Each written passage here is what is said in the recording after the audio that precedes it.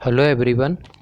आज हम पढ़ने वाले हैं क्लास 9th का चैप्टर नंबर 4 परमाणु की संरचना, जिसमें हम इलेक्ट्रॉन की खोज, कैनाल रे, प्रोटॉन की खोज और थॉमसन का जो परमाणु मॉडल जिसके बारे में पहले पढ़ चुके हैं। आप प्लेलिस्ट में जाकर उसके लेक्चर देख सकते हैं।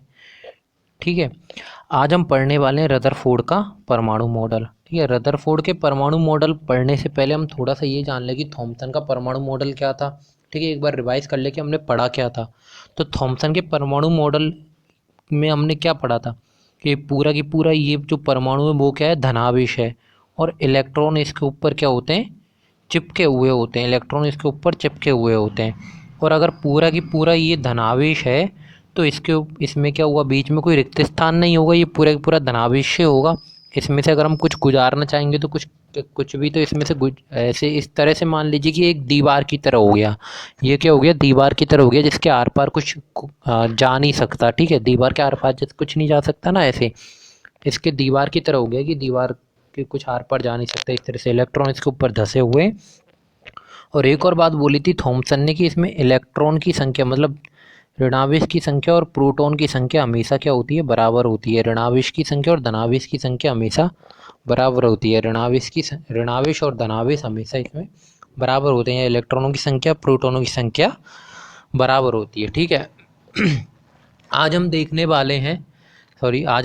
वाले हैं रदरफोर्ड का परमाणु मॉडल। ठीक है, तो देखिए रदरफोर्ड ने क्या करा था। रदरफोर्ड ने सबसे पहले क्या करा था, देखिए यहाँ पर ये एक बॉक्स है।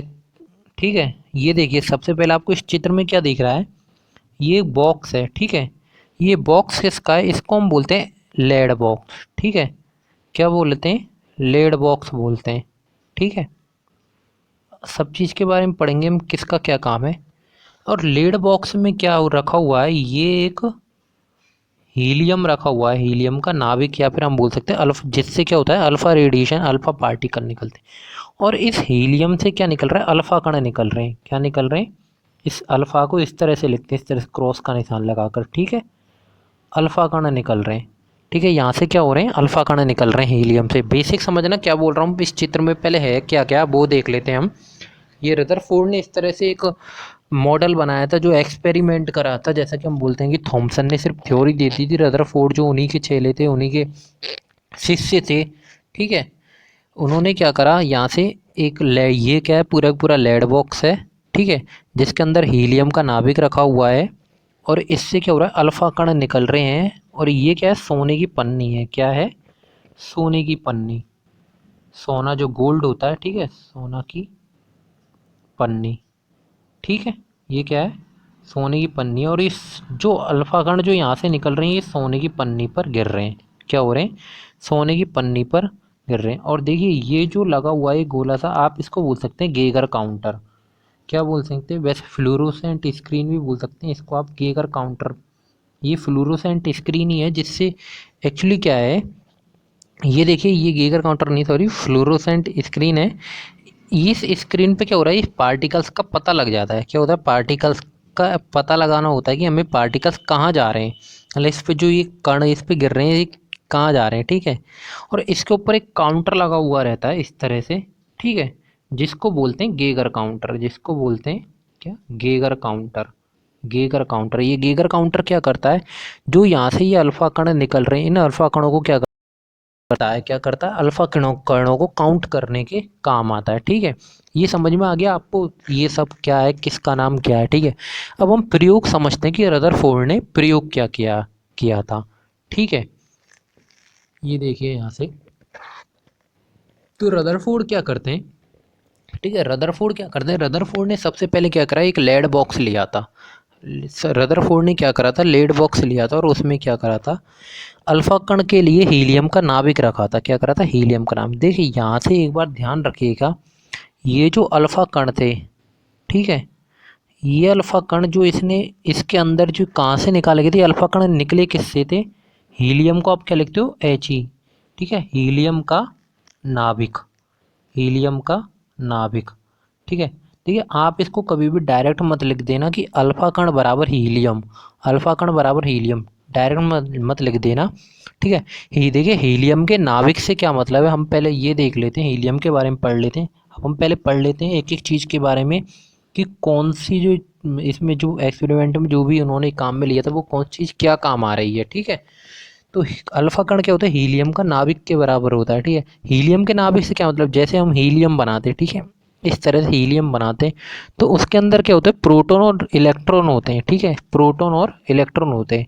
हम आगे जाके पढ़ेंगे कि जो प्रोटॉन होता है वो पूरे के, जैसे थॉमसन ने क्या बोला था, थॉमसन ने बोला था कि जो परमाणु पूरा की पूरा, ये जो है पूरा के पूरा धनावेश मतलब पूरा का पूरा प्रोटॉन से बना हुआ है, ठीक है, जबकि ये थ्योरी बाद में गलत साबित हो जाती है, ठीक है।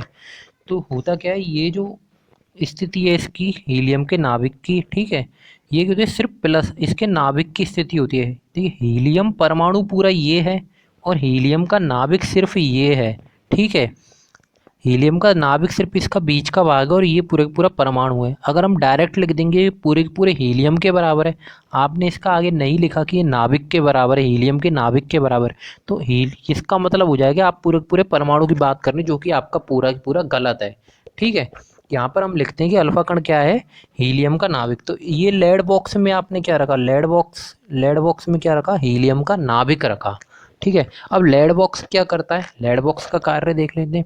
तो लेड बॉक्स क्या करता है, लेड बॉक्स हीलियम से क्या होता है, हीलियम क्या है, बहुत ज़्यादा एक्साइटेड है, बहुत ज़्यादा रेडिएशन से निकलती है, हीलियम से किरणें निकलती है। जैसे आप इसको हीलियम को खुला छोड़ दोगे तो ये थोड़ी बात देर बाद देखोगे तो आपको हीलियम बार रखा ही नहीं देखेगा, गायब हो जाएगा, इससे किरणें निकल जाती हैं सारी, ठीक है, जिनको हम अल्फा कण बोलते हैं। क्या बोलते हैं, अल्फा कण। इस तरह से क्रॉस का निशान लगा के कण लिख लीजिए, अल्फा पूरा लिख लीजिए, ठीक है।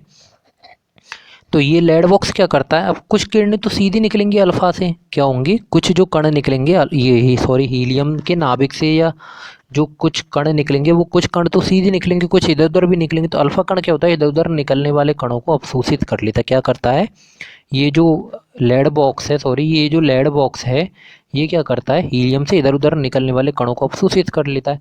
बच कुछ जो कण है जो सीधे जो होल से निकलने थे वो सीधे निकल जाते हैं। अब वो सीधे निकल के किस पे जाते हैं, ये सोने की पन्नी पर जाते हैं, ठीक है, सोने की पन्नी ले ली थी। अब देखिए सोने की पन्नी लेने का क्या कारण था, यहाँ पर सोने की पन्नी क्यों ली गई थी। देखिए सोने की पन्नी क्या है, पहली बात तो ये ध्यान कीजिए कि सोना है क्या है, सोना क्या है, सोना क्या है, धातु है, क्या है, सोना धातु है। और जब हम धातु पढ़ते हैं तो धातु के गुणों के बारे में हम क्या पढ़ते हैं, पहली बात कि धातु कठोर होती है, दूसरा हम क्या पढ़ते हैं, धातु क्या होती हैं, चमकीली होती हैं। तीसरा हम उसमें दो बहुत महत्वपूर्ण गुण पढ़ते हैं, एक तो हम धातु की तन्यता का, क्या, धातु की तन्यता का क्या पढ़ते हैं, धातु की तन्यता का, और दूसरा हम पढ़ते हैं इसमें धातु की आघात वर्धनीयता का। ध्यान से सुनना, धातु की तन्यता और दूसरी धातु की आघात वर्धनीयता। तन्यता से क्या मतलब था, धातु की तन्यता से कि उसको बहुत ज़्यादा खींचा जा सकता है, और हम वहाँ पर एक एग्जाम्पल भी पढ़ते हैं कि गोल्ड को सबसे ज़्यादा खींचा जा सकता है, 1 किलोमीटर का तार बनाया जा सकता है, ठीक है, पढ़ते हैं ना। और यहाँ पर और आघात वर्धनी में क्या करते हैं, पीट पीट कर उसको पतला सीट के रूप में बदल लिया जाता है। तो देखिए सोना एक ऐसी धातु है, यहाँ पर सोने को लेने के पीछे कारण क्या था, सोना एक ऐसी धातु है जिसमें सबसे ज़्यादा आघात वर्धनीयता होता है, मतलब इसको पीटने पर ये सबसे पतली सीट में बदल जाती है। जैसे देखिए हम खाना रखते हैं ना, एल्युमिनियम की फॉइल आती है घरों में, आपने देखा होगा चमकीली सी। अब वो आप एक बार सोच के देखिए, वो फॉइल है, ठीक है, ये उससे भी पतली है, ठीक है, पहला एग्जाम्पल। अब आप दूसरा सोचिए कि जब हम मिठाइयों के ऊपर वो चांदी का वर्क लगाते हैं, ठीक है, क्या करते हैं, चांदी का वर्क लगाते हैं, वो पतला सा, उसको भी तो पीट पीट के, चांदी को पीट पीट के बनाया है, ऐसा नहीं है कि वो सिर्फ नाम वो चांदी का ही होता है, इस वजह से इतना महंगा होता है, ठीक है, काफ़ी महंगा आता है वो, 300-400 रुपये का कुछ, है ना। तो यहाँ पर आप सोचिए कि गोल्ड उससे भी ज़्यादा आघात वर्धनीय, गोल्ड को उससे भी ज़्यादा पतला रखा गया है। और पतला रखने का कारण क्या था, पतला रखने का कारण इस वजह से था कि यहाँ से पता लग जाएगा इन किरणें अगर जितना पतला होगा उतनी आसानी से गुजर पाएंगी, ठीक है। और अगर थॉमसन के अनुसार अगर देखें तो ये किरणें तो गुजरनी ही नहीं चाहिए थी भाई। जो रदरफोर्ड ने जो सोच के बनाया था, तो रदरफोर्ड ने तो थॉमसन को सोच के ही बनाया था, कि रदरफोर्ड ने तो सोचा ही नहीं था कि इससे कुछ किरणें गुजर जाएंगी। रदरफोर्ड ने तो यही सोचा था कि पतली पन्नी ले लेते हैं और इससे क्या होंगी, सारी किरणें वापस आ जाएंगी, और ये क्या होगा, थॉमसन का प्रूफ हो जाएगा। क्योंकि थॉमसन ने क्या करा था, सिर्फ थ्योरी दे दी थी, क्या करा था, थॉमसन ने सिर्फ थ्योरी दे दी थी, उसने कुछ बताया नहीं था, ठीक है। तो रदरफोर्ड ने सोचा इसका प्रयोग कर देते हैं, ठीक है। तो उसने तो ऐसा सोचा ही नहीं था कि इससे पार चली जाएंगी किरणें, ठीक है। ये समझ में आ गया सोने की पन्नी किस कारण ली गई थी, ठीक है।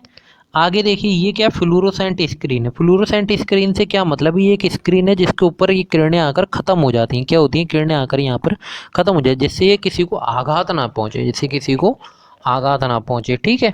उसके अलावा काउंटर देखा था, क्या देखा था, गेगर काउंटर देखा था, ठीक है।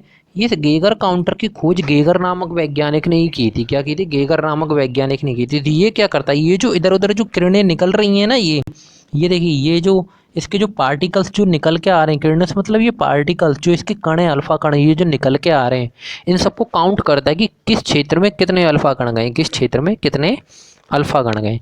तो यहाँ से आपको समझ में आ गया होगा कि जो रदरफोर्ड ने जो ये एक्सपेरिमेंट में जो अपनी जो जो भी लिया था, कि हीलियम का नाभिक लिया था, लेड बॉक्स लिया था, सोने की पन्नी ली थी, फ्लोरोसेंट स्क्रीन ली थी, गेगर लिया था, ठीक है। ये लेने का कारण क्या था और ये किस कारण से लिए गए थे, और ये प्रयोग वो किस कारण से कर रहे थे। ये प्रयोग तो उसने सिर्फ ये सोच के किया था, उसके दिमाग में ये नहीं था कि थॉमसन ने गलत मॉडल दिया है, ठीक है। उसने तो सिर्फ ये सोच के किया था कि थॉमसन का मॉडल का एक प्रयोग करके देख लेते हैं, जिससे प्रूफ हो जाएगी कि हाँ थॉमसन ने सही करा है। लेकिन यहाँ पर क्या करता है रदरफोर्ड, थॉमसन देखता है कि थॉमसन ने तो परमाणु मॉडल गलत दिया है, ठीक है। तो सोने की पन्नी यहाँ पर महत्वपूर्ण, आपके पूछा भी जाता है कई बार डायरेक्ट कि सोने की पन्नी लेने का कारण क्या था। आप 4 5 6 लाइन लिख सकते हो आराम से सोने की पन्नी के बारे में, ठीक है। अब हम आगे देखते हैं कि यहाँ पर प्रयोग क्या किया गया। क्या देखते हैं, प्रयोग क्या किया गया। हम प्रयोग के बारे में पढ़ लेते हैं। अभी तक हमने क्या देख लिया यहाँ पर कि ये सारे इसमें जो इक्विपमेंट्स है वो सारे सबके नाम क्या हैं, सबका काम क्या है, ठीक है। अब प्रयोग देख लेते हैं कि उसने प्रयोग क्या किया, ठीक है।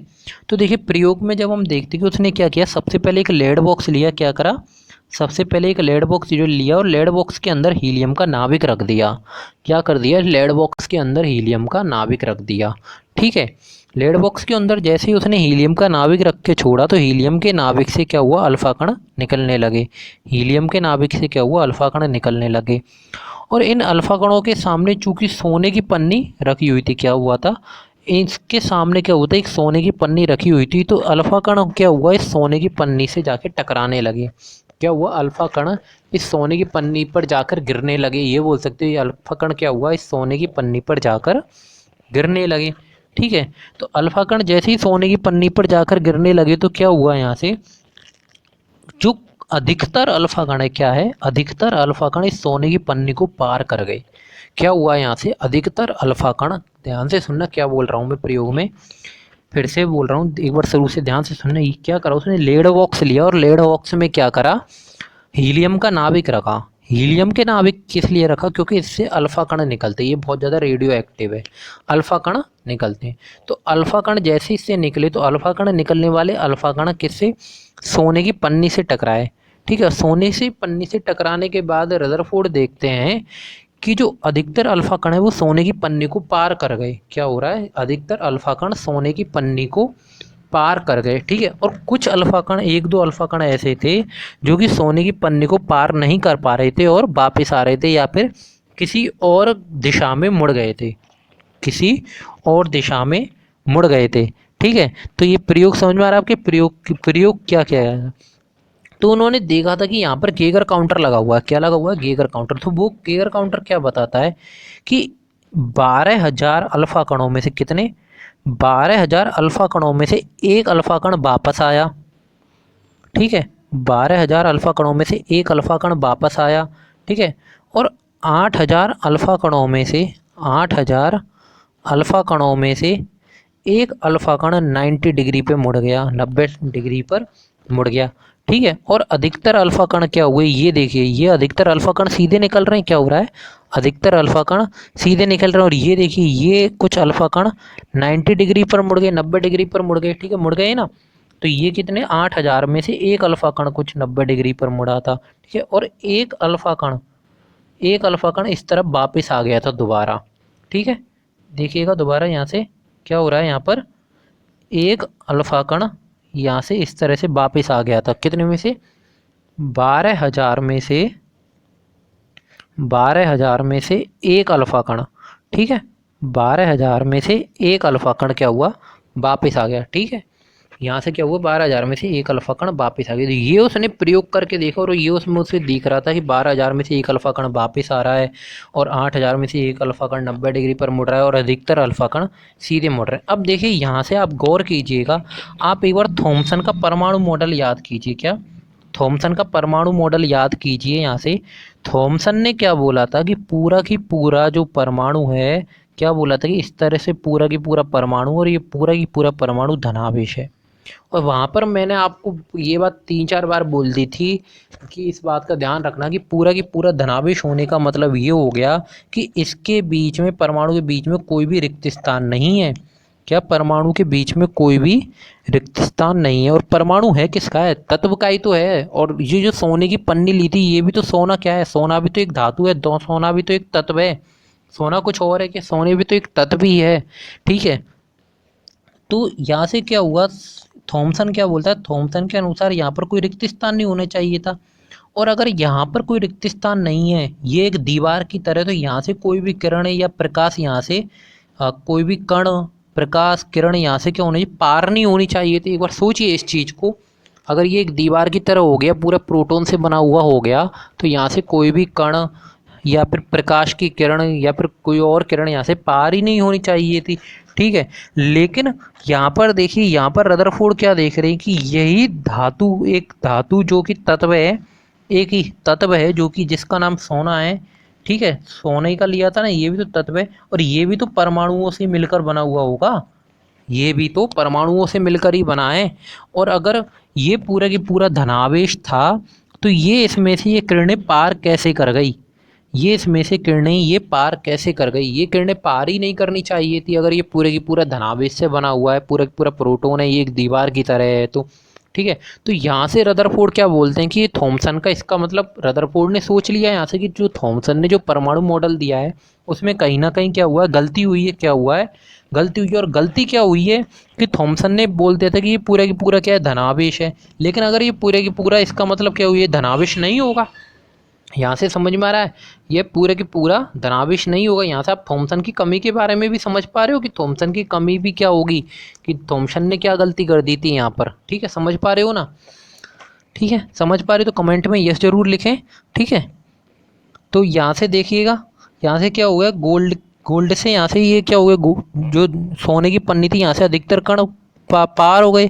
तो यहाँ से रदरफोर्ड को समझ में आ गया था कि हाँ, यहाँ पर स्पेस है, कहीं ना कहीं जगह है परमाणु के बीच में, तभी ये किरणें पार हो गई। क्या हो रहा है, इन परमाणुओं के बीच में कहीं ना कहीं जगह रही होगी। इसका जो परमाणु है, सोने का जो परमाणु है, इसके बीच में कहीं ना कहीं जगह रही होगी, तभी तो ये पार कर होगा। ठीक है, अगर ये जगह नहीं रही होती तो ये किरणें, जो अल्फा कण हैं, ये पार ही नहीं करे होते। ठीक है, यही तो हुआ होता। तो यहाँ से रदरफोर्ड ने बोला कि थॉमसन का दिया हुआ मॉडल गलत है, और रदरफोर्ड ने यहाँ से कुछ लाइनें अलग से बोली। उन्होंने यहाँ से इलेक्ट्रॉन, अब देखिए रदरफोर्ड भी जब कर रहे थे तो ये तब भी क्या है, सिर्फ इलेक्ट्रॉन और प्रोटॉन की खोज थी, न्यूट्रॉन की खोज तो तब भी नहीं हुई थी।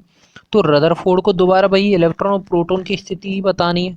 तो रदरफोर्ड ने फिर से इलेक्ट्रॉन और प्रोटॉन की स्थिति बताई और रदरफोर्ड बोलते हैं क्या, कि जो पूरा की पूरा परमाणु है, ये पूरा का पूरा परमाणु प्रोटॉन से नहीं बना हुआ है। क्या, प्रोटॉन से नहीं बना हुआ है। देखिए, आपने एक चीज़ देखी यहाँ पर, क्या पहली बात तो क्या क्या निष्कर्ष निकाला था यहाँ पर कि 12,000 में से, क्या निष्कर्ष निकाला था, 12,000 में से एक परमाणु वापस आता है। ठीक है, 12,000 में से एक परमाणु वापस आता है।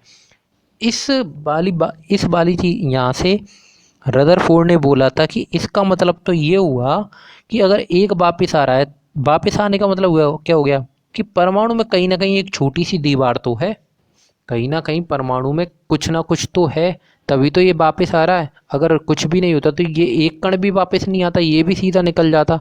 तो उन्होंने देखा कि ये बिल्कुल बीचों बीच से वापस आ रहा है, तो उन्होंने बोला कि इसके बीच में कहीं ना कहीं एक दीवार है और वो है नाभिक। तो उसने क्या बोल दिया, रदरफोर्ड ने, ध्यान से सुनना, कि परमाणु के बीचों बीच में क्या है, नाभिक है। परमाणु के बीचों बीच में क्या है, नाभिक है। और इस नाभिक में प्रोटॉन है। क्या है, इस नाभिक में क्या है, प्रोटॉन है, या फिर इस नाभिक में क्या है, धनावेश है।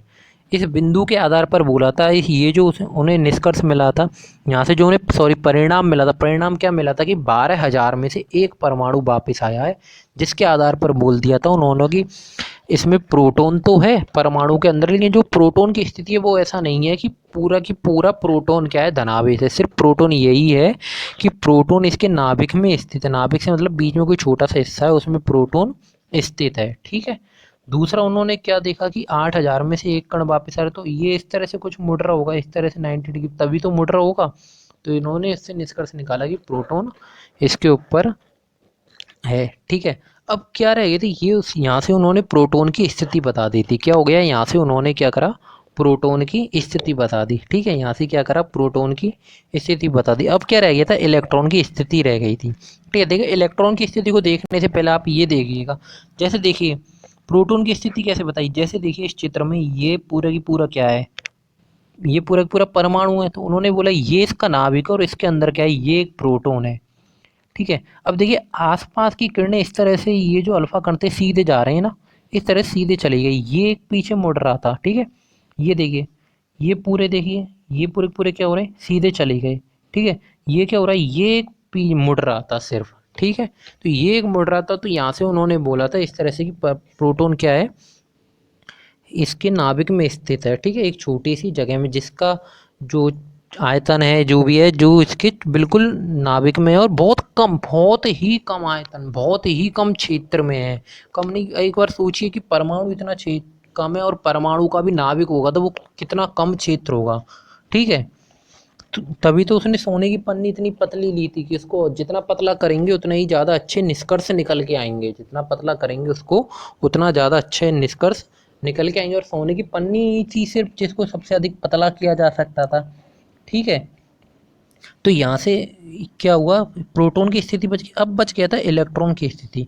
इलेक्ट्रॉन की स्थिति के लिए उन्होंने बोल दिया कि जैसे कि ये पूरा की पूरा परमाणु और इसके बीच में प्रोटॉन है, तो इलेक्ट्रॉन इसके चारों ओर घूम रहे हैं, ठीक है। उन्होंने क्या बोल दिया, इलेक्ट्रॉन इस तरह से इसके चारों ओर घूम रहे हैं। क्या हुआ, इलेक्ट्रॉन इस तरह से चारों ओर इसके घूम रहे हैं। ध्यान से सुनना, मैं फिर से क्या बोल रहा हूँ, इलेक्ट्रॉन इस तरह से परमाणु के अंदर इसके चारों ओर घूम रहे हैं। अब एक बार आप यहाँ से फिर से सोचिएगा, ध्यान से देखिएगा यहाँ पर, और एक बार सोच के देखिए यहाँ पर। अगर मैं आपसे बोल दूँ कि आप यहाँ से जाओ और दौड़ लगा के आओ और फिर से यहाँ से आ जाओ, तो आप क्या होगे, परेशान हो जाओगे। क्या होगे, परेशान हो जाओगे। परेशान होने से क्या मतलब है, आपकी एनर्जी ख़त्म हो गई। क्या हो गया, आपकी एनर्जी ख़त्म हो गई, ठीक है। एनर्जी ख़त्म होने से क्या मतलब, आप परेशान हो गए, अब आप बैठ जाओगे, ठीक है, परेशान हो। ऐसे ही अब यहाँ से सोचने की बात ये थी कि अगर इलेक्ट्रॉन इसके यहाँ चक्कर लगा रहे हैं चारों ओर, क्या इलेक्ट्रॉन इसके अगर चक्कर लगा रहे चारों ओर, तो एनर्जी तो यहाँ भी ख़त्म हो रही होगी, जो ऊर्जा है वो यहाँ पे भी ख़त्म हो रही होगी, परेशान तो ये भी ख़त्म हो रहे होंगे।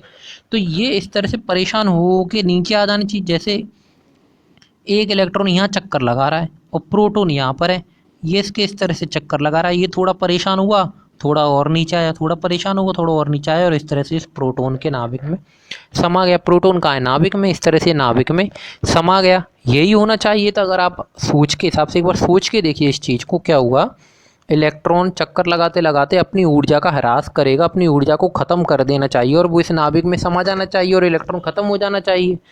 जब और इसके बाद, ठीक है, तो यहाँ से एक कमी दिखाई दे रही है आपको कुछ रदरफोर्ड की। यहाँ से आपको रदरफोर्ड की कमी दिखाई दे रही है। रदरफोर्ड ने इसके बारे में कुछ भी नहीं बोला था। रदरफोर्ड ने सिर्फ प्रोटॉन की स्थिति बता दी थी यहाँ से, कि इस चीज़ को क्लियर कर दिया गया था, जिसको बाद में बिल्कुल मान्यता मान ली गई थी कि हाँ वाकई में प्रोटॉन की स्थिति ये है।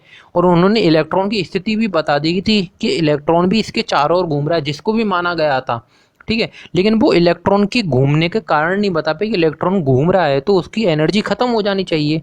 क्या, इलेक्ट्रॉन अगर घूम रहा है तो उसकी एनर्जी ख़त्म हो जानी चाहिए और वो इसमें समा जाना चाहिए। इलेक्ट्रॉन घूम रहा है तो वो इसकी एनर्जी ख़त्म हो जानी चाहिए और वो इसमें समा जाना चाहिए, जबकि ऐसा नहीं होता है, जबकि ऐसा नहीं होता है। तो जिसके बारे में क्या हुआ था, रदरफोर्ड नहीं बोल पाए थे, जिसके बारे में कुछ भी रदरफोर्ड नहीं बता पाए थे, ये क्या थी, रदरफोर्ड की कमी थी।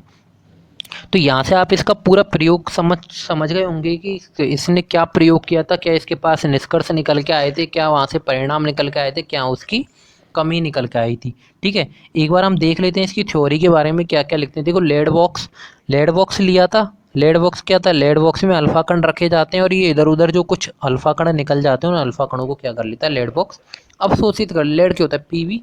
लेड को क्या लिखते हैं, पीवी लिखते हो ना, तत्व में पढ़ा होगा, ठीक है, टेबल में चैप्टर नंबर 3 में। अल्फा कण क्या होते हैं, अल्फा कण मैंने बोला हीलियम परमाणु का नाभिक। मैं आपको फिर से बोल रहा हूँ, अल्फा कण को बिल्कुल भी बराबर हीलियम मत लिख देना, ये हीलियम परमाणु का नाभिक होता है। अब देखिए, अब आपको यहाँ पर ये समझ में आ गया होगा हीलियम परमाणु का नाभिक से मतलब क्या है। नाभिक में क्या है, क्या है नाभिक में, प्रोटॉन। क्या है नाभिक में, प्रोटॉन। तो अल्फा कण, अल्फा कण बराबर हीलियम परमाणु का नाभिक का मतलब अब समझ में आ गया हो कि परमाणु का नाभिक में क्या है, प्रोटॉन। वहाँ से हमें नाभिक में थॉमसन के परमाणु से तो हमने कहीं बात ही नहीं करी थी, कुछ नाभिक भी होता है, कुछ कुछ और भी होता है। यहाँ से हमें रदरफोर्ड के परमाणु मॉडल से समझ में, तो अब समझ में आ रहा होगा कि हमने इसको नाभिक क्यों बोला। क्योंकि जब हम नाभिक बोल रहे हैं तो हम यहाँ पर इलेक्ट्रॉन को नहीं ले रहे हैं। क्या बोल रहे हैं, जब हम नाभिक बोल रहे हैं तो यहाँ पर हम इलेक्ट्रॉन को नहीं ले रहे हैं। ये सबसे इम्पोर्टेंट बात है, यहाँ पर हम इलेक्ट्रॉन को नहीं ले रहे हैं, ठीक है। जब हम नाभिक बोल रहे हैं तो हम क्या ले रहे हैं, सिर्फ प्रोटॉन को ले रहे हैं, ठीक है, सिर्फ प्रोटॉन को ले रहे हैं। और बाद में हम देखते हैं कि न्यूट्रॉन भी नाभिक में होता है, तो हम प्रोटॉन और न्यूट्रॉन को ले रहे हैं। तो अल्फा कण क्या होता है, हीलियम परमाणु के नाभिक के बराबर होता है और ये एक धनाभिषित कण है। क्या है, धनाभिषित। धनाभिषित कैसे, प्रोटॉन के बराबर, तो प्रोटॉन के ऊपर धनाभिषित तो होता है। तीसरा हमने क्या लिया था, गीगर काउंटर लिया था। गीगर काउंटर लिया था, और गीगर काउंटर क्या करता है, सोने की पन्नी से जो अल्फा कण जो पार हो रहे हैं उनको क्या करता है, गिनता है। क्या करता है, सोने की पन्नी से पार होने वाले अल्फा कणों को वो गिनता है, ठीक है। ये क्लियर हुए।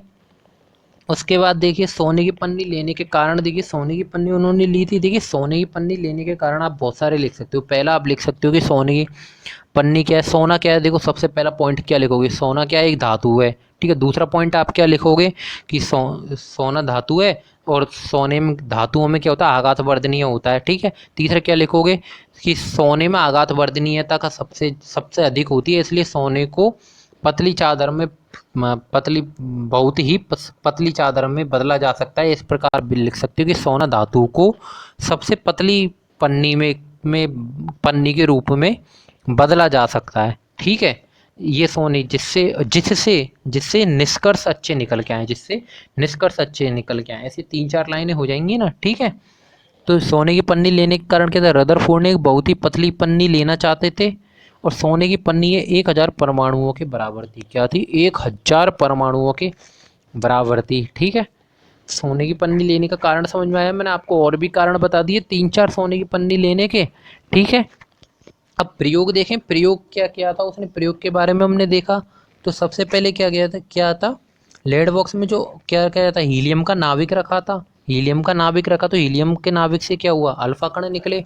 अल्फा कण निकले तो वो किस पर छोड़े गए, सोने की पन्नी पर छोड़े। तो जैसे ही सोने की पन्नी पर अल्फा कण छोड़े तो अधिकतर अल्फा कण क्या हुए, सोने की पन्नी से क्या हुए, सीधे निकल गए। क्या हुआ, अधिकतर अल्फा कण सोने की पन्नी से सीधे निकल गए। कुछ अल्फा कण क्या हुए, 90 डिग्री पर या 180 डिग्री पर, 90 डिग्री पर या 180 डिग्री पर मुड़ गए। क्या हुआ, कुछ अल्फा कण 90 डिग्री पर या 180 डिग्री पर क्या हुए, विक्षेपित हो गए। समझ में आई, ठीक है। आगे देखिए, 12,000 में से एक अल्फा कण क्या हुआ, वापस आ गया। 8,000 में से एक अल्फा कण क्या हुआ, 90 डिग्री पर मुड़ गया। 20,000 में से एक अल्फा कण क्या हुआ, 180 डिग्री पर मुड़ गया। तो ये रदरफोर्ड के लिए बिल्कुल अविश्वसनीय था। अविश्वसनीय क्यों नहीं था, क्योंकि उन्होंने लगा ही नहीं था, उन्होंने तो मान रखा था कि हाँ थॉमसन ने एकदम सही थ्योरी दी है। थॉमसन ने एकदम सही थ्योरी दी है। उन्होंने भी ये बिल्कुल भी नहीं सोचा था कि थॉमसन ने गलत बोला होगा, ठीक है। तो जैसे ही उन्होंने देखा तो उनके लिए अविश्वसनीय हो गया था, ठीक है। तो यहाँ से ये जो 3 उनके पास परिणाम निकल के आ रहे थे, तो उन्होंने उसने निष्कर्ष क्या निकाला था, इन 3 परिणामों से क्या निकाला था, ठीक है। परमाणु के भीतर अधिकतम क्षेत्र खाली है, जबकि हम अगर थॉमसन के अनुसार देखें तो उसके इस अनुसार कोई भी क्षेत्र खाली नहीं है।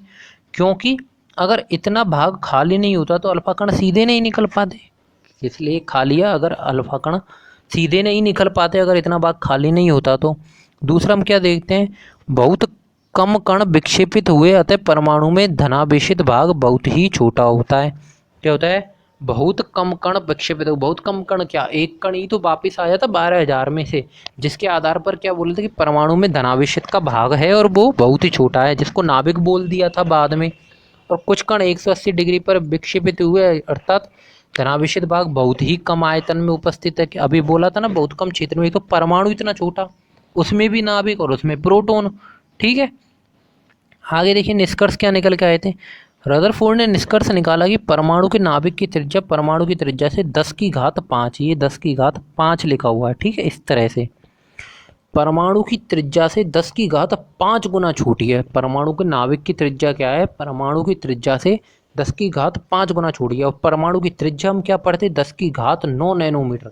10⁹9 नैनोमीटर तो हम पहले ही परमाणु की त्रिज्या पढ़ते हैं, और उसके बाद ये जो नाभिक की त्रिज्या है वो और 10⁵5 छोटी है। ठीक है, दूसरा देखिए, एक परमाणु का लगभग संपूर्ण द्रव्यमान उसके नाभिक में स्थित होता है। बिल्कुल संपूर्ण द्रव्यमान उसके नाभिक में ही तो स्थित है, तभी तो वो क्षेत्र जो है उसका कुछ ना कुछ आयतन है, उसमें प्रोटॉन है।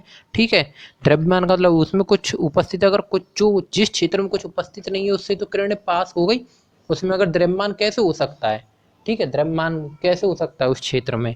तीसरा देखिए, इलेक्ट्रॉन नाभिक के चारों ओर वृत्तीय का पथ में चक्कर लगाते हैं। इलेक्ट्रॉन नाभिक के चारों ओर वृत्तीय पथ में चक्कर लगाते हैं। ये उसने क्या निष्कर्ष निकाल के दिया था कि प्रोटॉन क्या उसके नाभिक में स्थित है और उसके चारों ओर इलेक्ट्रॉन वृत्तीय पथ में चक्कर लगाते हैं। ठीक है, उसके अलावा उसने क्या बोला, नाभिक का आकार परमाणु के आकार की तुलना में बहुत कम है। क्या बोला, नाभिक का आकार परमाणु के आकार की तुलना में बहुत कम है। बिल्कुल है, कितना कम है, 10⁵5 गुना कम है। कितना कितना कम है, कितना कम है, 10⁵5 गुना कम है। 10⁵5 गुना, लेकिन आकार नहीं, क्या कम है, त्रिज्या कम है। क्या कम है, त्रिज्या कम है। पहले पॉइंट पर देखिए क्या लिखा हुआ है, त्रिज्या कम है। ठीक है, और उसकी त्रिज्या हम क्या पढ़ते, 10⁵9 नैनोमीटर, और 10⁵9 नैनोमीटर से 10⁵5 गुना और कम है। ठीक है, कमियां देखें, कमियों के बारे में भी हमने डिस्कस कर लिया था प्रयोग में कि कमियां किस प्रकार थी। तो एक बार देखते हैं कमी क्या क्या रह गई थी। अगर आवेशित कण वृत्तीय पथ में चक्कर लगा रहा है तो उसकी ऊर्जा का विकिरण होगा। क्या बोल रहा है वो, अगर आवेशित कण से क्या मतलब है, इलेक्ट्रॉन। आवेशित कण से क्या मतलब है, इलेक्ट्रॉन। अगर इलेक्ट्रॉन वृत्तीय पथ में चक्कर लगा रहा है तो उसकी ऊर्जा का विकिरण होगा, बिल्कुल होगा। अगर आवेशित कण वृत्तीय पथ में चक्कर लगा रहा है तो उसकी ऊर्जा का विकिरण होगा। विकिरण होने से मतलब उसकी ऊर्जा में कमी आएगी। वहाँ एग्जाम्पल लेके मैंने अभी आपको बताया। ठीक है, जैसे दौड़ने गए ऊर्जा खत्म हो गई। ठीक है, ऊर्जा में कमी आने से क्या होगा, ऊर्जा का विकिरण होने से एक समय उसकी क्या होगा, ऊर्जा खत्म हो जाएगी। बिल्कुल, ऊर्जा की कमी आने से क्या होगा, ऊर्जा खत्म हो जाएगी। और ऊर्जा खत्म हो जाने से क्या होगा, वो नाभिक में समा जाना चाहिए। क्या होना चाहिए, नाभिक में समा जाना चाहिए। और जैसे ही नाभिक में समा जाएगा तो इलेक्ट्रॉन खत्म हो जाएंगे, और जैसे इलेक्ट्रॉन खत्म हो जाएंगे तो वहाँ क्या होगा, प्रोटॉनों की संख्या बढ़ जाएगी। जबकि इलेक्ट्रॉन और प्रोटॉनों की संख्या बराबर होगी।